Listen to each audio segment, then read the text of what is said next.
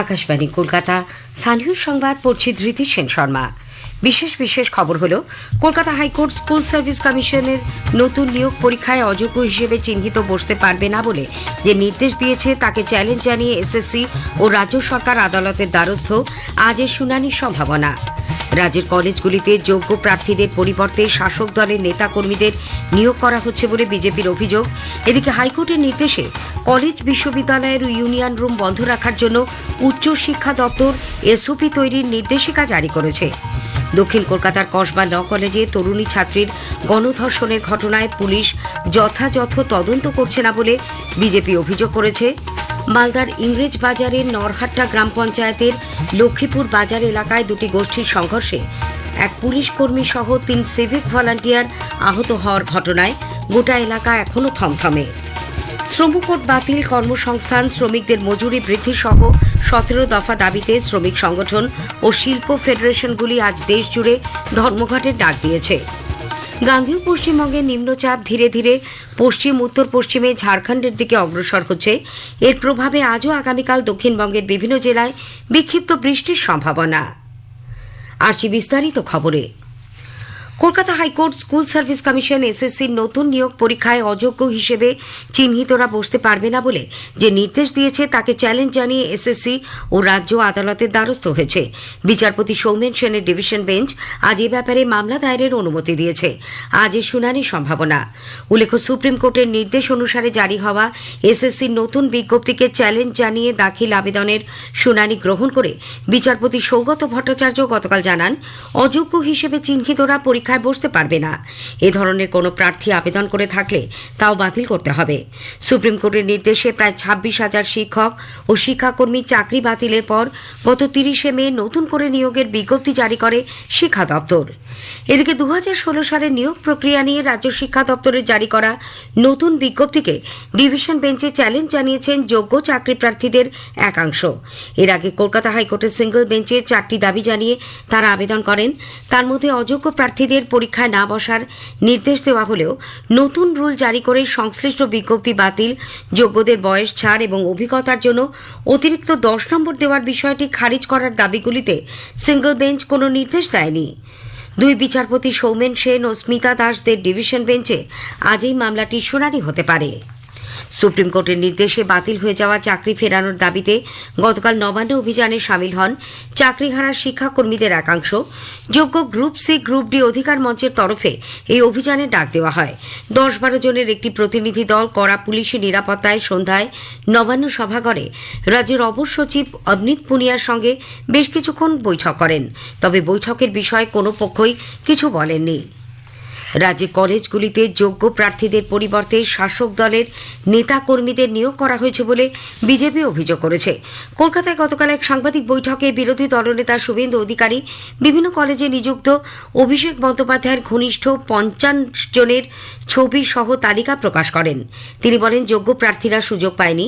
বিভিন্ন কলেজে তৃণমূল কংগ্রেসের ছাত্র পরিষদের নেতা কর্মীদের সুযোগ পাইয়ে দেওয়া হয়েছে।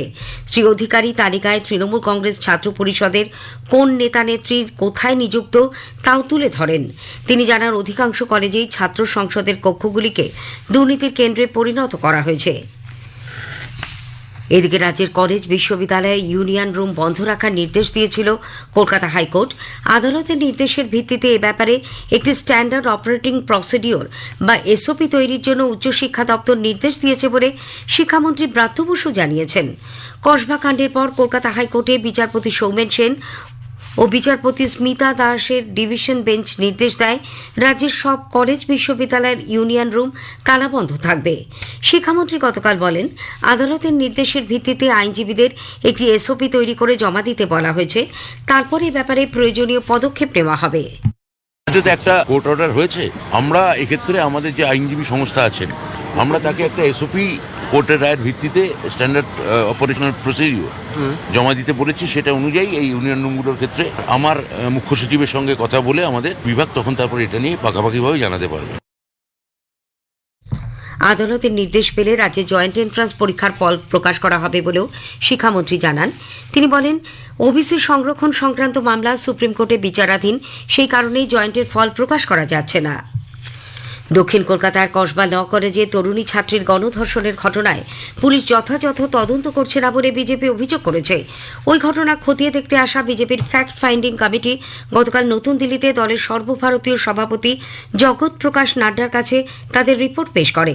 পরে ঘটনা পরিদর্শনে আসা কেন্দ্রীয় প্রতিনিধি দলের সদস্য সত্যপাল সিং সাংবাদিকদের বলেন, পুলিশ সমস্ত তথ্য বিকৃত করেছে।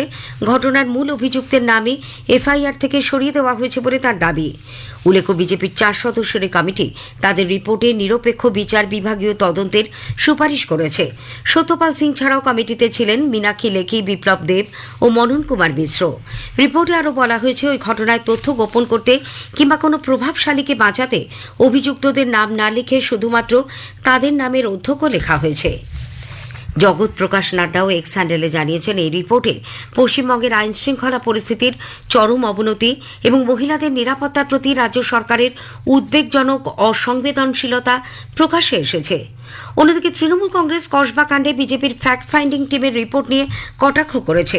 দলের সাধারণ সম্পাদক কুণাল ঘোষ এক সাংবাদিক সম্মেলনে প্রশ্ন তোলেন, পুলিশ যেখানে অভিযোগ পাওয়ার সঙ্গে সঙ্গে অভিযুক্তদের গ্রেপ্তার করেছে, সেখানে ফ্যাক্ট ফাইন্ডিং টিমের ভূমিকা কী?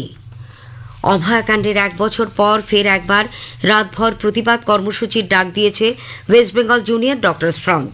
গতকাল এক সাংবাদিক বৈঠকে ফ্রন্টের সদস্য ডক্টর দেবাশিস হালদার, অনিকেত মাহাতো সহ অন্যরা জানান, আগামী 8ই আগস্ট রাত 12টা থেকে পরদিন ভোর 4টে পর্যন্ত তারা রাস্তায় থাকবেন।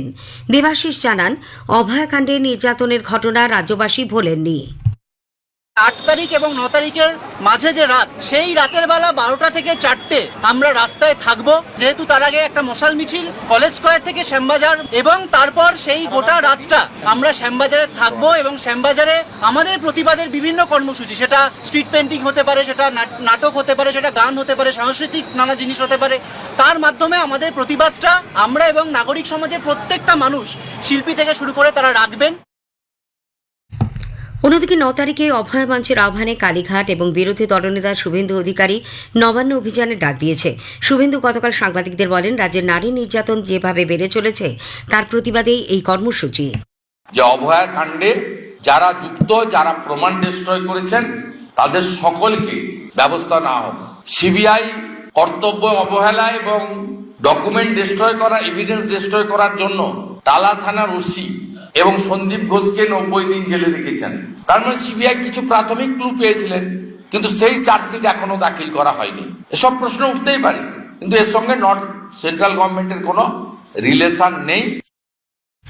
এদিকে অভয়ের পরিবারের আইনজীবীকে ঘটনাস্থল পরিদর্শন করতে দেওয়া হবে কিনা সে ব্যাপারে শিয়ালদা কোর্ট আজ রায় দেবে।